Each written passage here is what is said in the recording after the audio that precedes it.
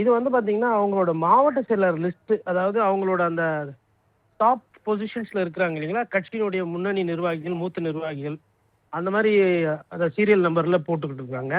இல்ல அதிகமான நட்சத்திர வேட்பாளர்கள் இருக்கிறாங்க. வெற்றி வாய்ப்பு அதிகமா இருக்கக்கூடிய வேட்பாளர்கள். நெறைய பேர் பார்த்தீங்கன்னா, சிட்டிங் எம்.எல்.ஏஸு, முன்னாள் அமைச்சர்கள். ஸோ அந்த மாரி ஒரு ஒரு நட்சத்திர வேட்பாளர வந்துட்டு போட்டு களமிறக்கியிருக்காங்க.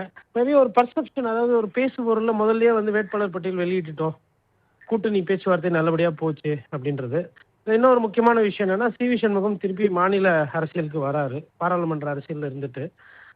அ அந்தந்த தொகுதி, இந்தந்த தொகுதி வந்து நாங்க காம்ப்ரமைஸ் கிடையாது. இந்தந்த தொகுதி இப்ப திருப்பரங்குன்றம் உதாரணத்துக்கு பேசுபொருளா இருந்தது. அதே மாரி உங்களுக்கு கோவில்பட்டியும் வந்து ஒரு சிலர் கேட்குறாங்க அப்படின்னு இருந்தது. அப்ப எனக்கு வந்து என்னோட கட்சிக்காரர்கள் அங்க இருக்கிறவங்க முக்கிய தலகர்த்தாக்களுக்கு இந்தந்த தொகுதிலாம் ரிசர்வ்டு. அதனால இத ரிலீஸ் பண்ணிட்டோம். மத்த கட்சிகளுக்கு எந்தெந்த சீட்டுன்னு இன்னும் அறிவிப்பு வரல. அதுக்கு முன்னாடி அதிமுக வந்து தன்னோட லிஸ்ட்டையே ரிலீஸ் பண்ணியிருக்கு. அதிமுகவோட அந்த வேகம் என்பது பார்த்தீங்கன்னா, ஒரு 3, 4 நாளா அதிகமா வேகம் எடுத்திருக்கு. அந்த அ கட்சியானது. அதனுடைய நடவடிக்கைகள் எல்லாம்.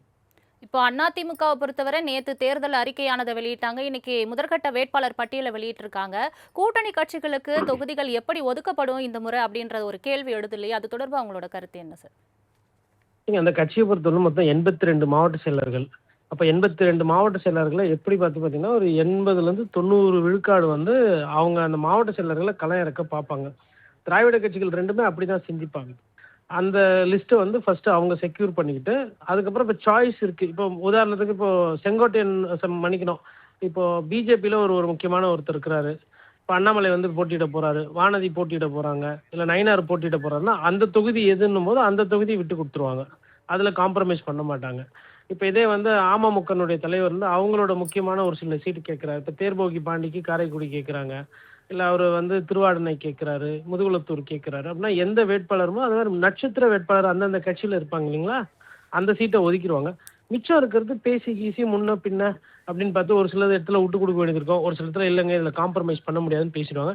கிட்டத்தட்ட 60, 70 சீட்டு வந்து சதவீதம் வந்து முடிஞ்சிரும். ஒரு 40% தான் வந்து லாஸ்ட் வரலும் கொஞ்சம் இழுக்கும். பட் ஆனா அவங்களுக்கு டைம் கிடையாது. இனிமேல்ட்டு எல்லா கட்சிகளுக்குமே கையில இருக்கிறது இன்னும் 2 நாள் தான். இந்த 2 நாள்ல வந்து வேட்பாளர் பட்டியலையும் முடிச்சே ஆகணும்.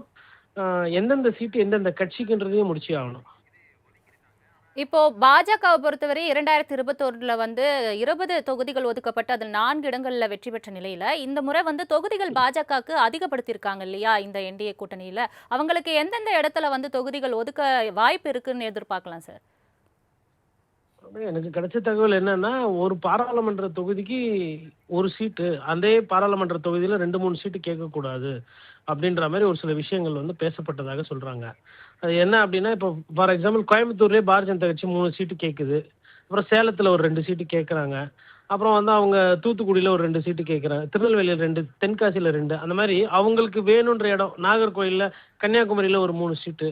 அப்படின்ற மாரி கேட்டாங்கன்னா, அவங்க கஷ்டமான இடத்துல வந்து போட்டியிடவே வேண்டாம். இப்போ உதாரணத்துக்கு கடலூர்ல போய் நிக்க தேவையில்ல, சென்னையில போய் நிக்க தேவையில்ல, விழுப்புரத்துல போய் நிக்க தேவையில்ல. அங்க அந்த இடத்துலலாம் பாரதிய ஜனதா கட்சிக்கு ஒரு பெரிய வாக்கு சதவீதமோ, இல்ல ஒரு கட்சி அமைப்பு இருக்கிற மாரி தெரியவில்லை.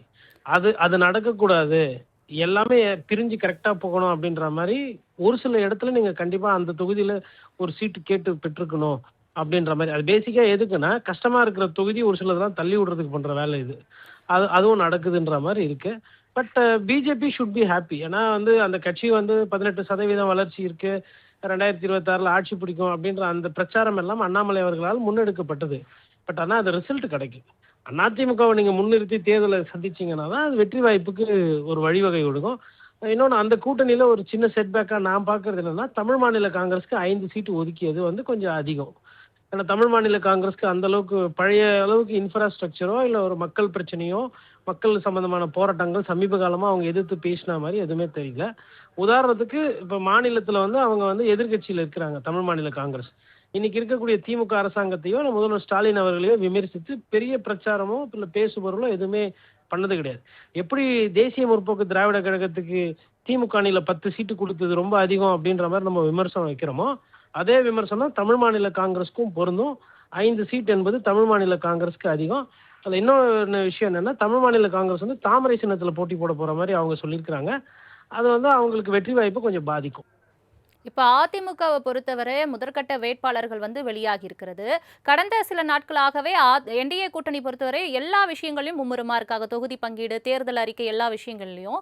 தொகுதிகள் வந்து பாமக, அமமுக, தமாக உள்ளிட்ட கட்சிகளுக்கு பிரிக்கப்பட்டு கொடுத்தாலும் அதிமுக வேட்பாளர் பட்டியலை விரைவா வந்து வெளியிட்டதற்கான காரணம் என்னவா இருக்கும்? அவங்க வந்து ஸ்லோவா அண்டர் கிரவுண்ட்ல எல்லாமே ரெடி பண்ணி வச்சிருந்திருக்காங்க. அந்த கடைசி நேரத்துல வந்தவொன்னே ஸ்பீட் எடுக்கணும். பொதுவா அதிமுகவுக்கும் திமுகவுக்கும் பார்த்தீங்கன்னா ஒரு வித்தியாசம் இருக்கு. திமுக வருஷம் பூரா உழைச்சுக்கிட்டு ஒரு ஒரு ஸ்டேஜ்ல ஒவ்வொன்னு பண்ணிட்டு போவாங்க. அவங்களுக்குன்னு ஒரு ஃபார்மேட் இருக்கும். ஃபர்ஸ்ட் அந்த கூட்டணி பேச்சுவார்த்தைக்கு கமிட்டி போடுவாங்க. அது அண்ணா அறிவாலயத்துல பார்த்தீங்கன்னா போன உடனே முடியாது. 3 நாள் 4 நாள் ஆகும். அப்புறம் சம்டைம்ஸ் 1 மாசம் இழுத்துட்டு போவோம். இது எல்லா வாட்டியும் நடக்கிறது தாங்க.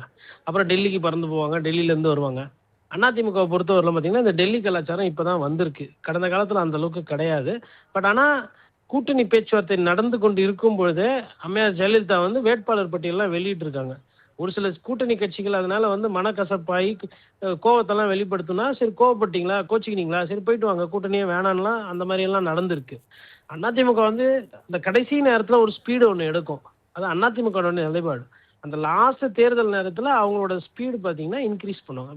இப்ப பார்த்தீங்கன்னா, இப்ப நீங்க நம்ம சொல்றது எல்லாமே பார்த்தீங்கன்னா, கடந்த காலத்துல இப்படி தான் நடந்திருக்கு. அதையே அவங்க பண்ணி காட்டுறாங்க. ஏன்னா, அவங்களுக்கு அந்த ஃபார்மேட் இருக்கு இல்லைங்களா? அம்மையார் ஜெயலலிதா எப்படி ஒரு சில விஷயங்கள் பண்ணாங்களோ, அதே மாரி அதாவது இப்ப வேற கட்சியா இருந்தா என்ன நினைப்பாங்கன்னா, நேத்து தான் நம்ம ஃப்ரிட்ஜ் அறிவிச்சிருக்கோம். நேத்து தான் தேர்தல் அறிக்கை அந்த டீட்டெயில்ஸ்லாம் இருக்கு. ஒரு 2 நாள் அது செய்தியில இருக்கட்டும். அதுக்கப்புறமா நம்ம பண்ணுவோம்னு நினைப்பாங்க. பட் அதிமுக அப்படி கிடையாது. ஒரே நாள்ல பார்த்தீங்கன்னா 4 ஹெட்லைன்ஸ் பிரேக்கிங் ஹெட்லைன்ஸ் குடுக்க அந்த தன்மை படைத்த ஒரு ஒரு நிலை எடுப்பாங்க.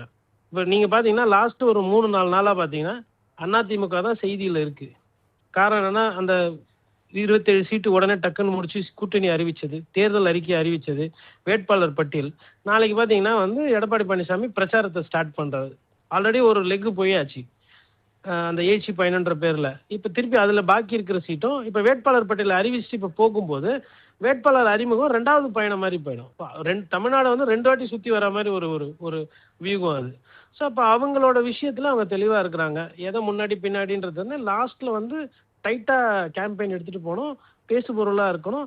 அந்த பெர்செப்ஷன்ல அந்த பிரச்சாரத்துல முந்தறதுக்கு உண்டான வியூகமா அவங்க அமைச்சுட்டு ஒண்ணு ஒண்ணா கிளியர் பண்ணிட்டு போற மாரி நான் பார்க்குறேன். இணைப்பில் வந்து தங்களது கருத்துக்களை பகிர்ந்ததற்காக நன்றி திரு கோட்டீஸ்வரன் அவர்கள்.